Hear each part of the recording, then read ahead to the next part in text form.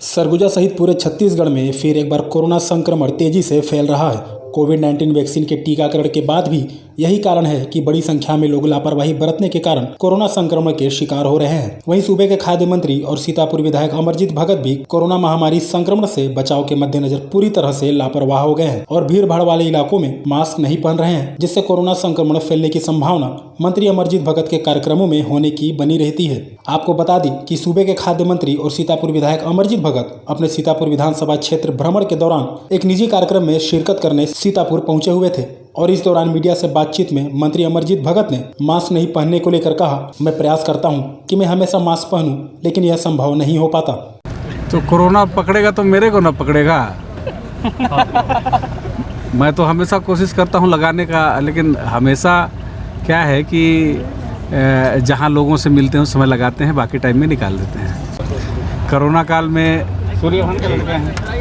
अंतर ये आया है कि अब उतने बड़े स्तर पर लोगों से मिलने का कार्यक्रम नहीं रहता है, छोटे छोटे टुकड़ों में। और चूँकि एक कोविड का जो पीरियड चल रहा है फिर मुड़ करके आया है, तो हम सब लोगों को उससे बचना है और उसके ज़रूरी जो उपाय है उन सभी नियमों का पालन करना है।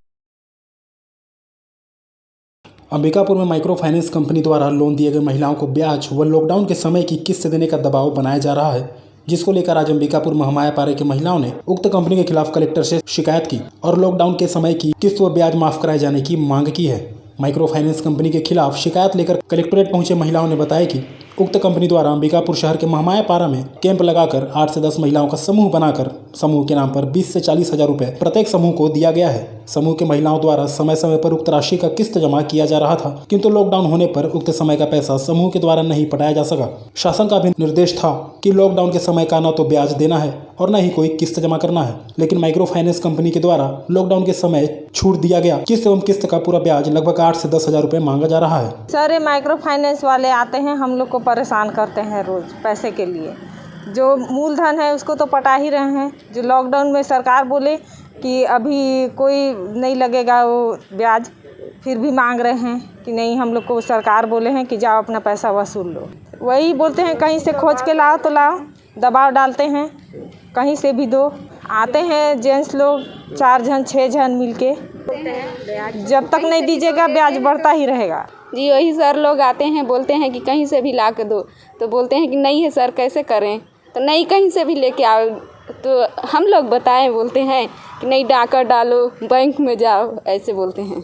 वही 30 हजार लिए हैं, 30 हजार 20 हजार ऐसे ही लिए हैं। जी पटा रहे हैं, कभी कभी नहीं रहता है, छोटे छोटे बच्चे हैं, परेशानी रहता है तब नहीं पटा पाते हैं, तो बोलते हैं कि नहीं बाद में दे देंगे ऐसे। तो सरगुजा के अंबिकापुर ब्लॉक अंतर्गत ग्राम पंचायत भिट्टी कला में दूसरे ग्राम पंचायत की युवती को आंगनबाड़ी कार्यकर्ता नियुक्त करने का मामला सामने आया है, जिसका भिट्टी कला के लोगों द्वारा विरोध किया जा रहा है। वहीं संबंध में आज भिट्टी कला के उप सरपंच सहित युवक युवतियों ने सरगुजा कलेक्टर को ज्ञापन सौंपकर उक्त आंगनबाड़ी कार्यकर्ता के खिलाफ कार्रवाई की मांग की है। शिकायत में बताया गया है कि ग्राम पंचायत भिट्टी कला में महिला बाल विकास विभाग द्वारा वार्ड क्रमांक 13 ढोड़ीपारा का आंगनबाड़ी कार्यकर्ता पद रिक्त था, जिसके लिए ग्राम पंचायत का निवासी फॉर्म भरी थी, लेकिन आंगनबाड़ी कार्यकर्ता पद के लिए दूसरे पंचायत माझापारा लोधिमा के निवासी आरती विश्वकर्मा का फर्जी तरीके से फॉर्म भर दिया गया और आरती विश्वकर्मा नाम की युवती को महिला बाल विकास द्वारा प्रथम स्थान पर सूची जारी कर दिया गया, जबकि वह उस गांव की निवासी नहीं है। वहीं इस मामले की शिकायत लेकर आज भिट्टी कला के निवासी सरगुजा कलेक्टोरेट पहुंचे और कलेक्टर से फर्जी तरीके से नियुक्त किए गए आंगनबाड़ी कार्यकर्ता के खिलाफ कार्रवाई की मांग की है। आंगनबाड़ी का कार्यकर्ता के लिए वो निकला है, तो उसके लिए हम लोग का ग्राम का ना लेकर अदर ग्राम का लिए गए हैं, तो हम लोग के ग्रामवासी का हो, और यहाँ तक कि हम लोग का अपात्र कर दिए गए हैं, जबकि हम लोग वहीं के निवासी हैं। अभी हम लोग कलेक्टर ऑफिस के बाहर हैं, कलेक्टर को शिकायत पत्र देने आए हैं कि उस दूसरे गांव का जो हुआ है उसको ना होकर गांव के वासी का किया जाए।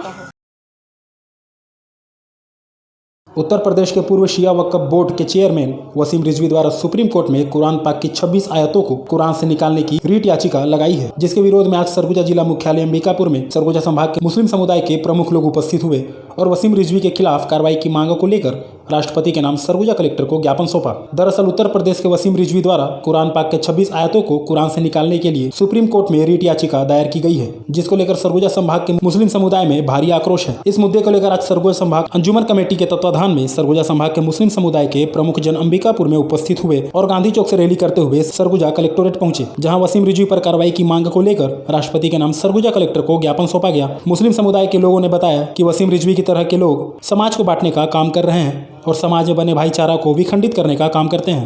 भाग के सभी क्षेत्र के मुस्लिम भाई चुनिंदा जो मेन है उनको बुलाया गया था।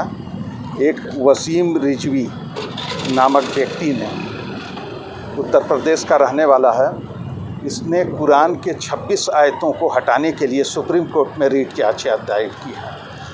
कुरान हर मुसलमान का एक मुक़द्दस किताब है, जो आसमानी किताब है, जिस पे पूरे दुनिया के मुसलमानों का ईमान है।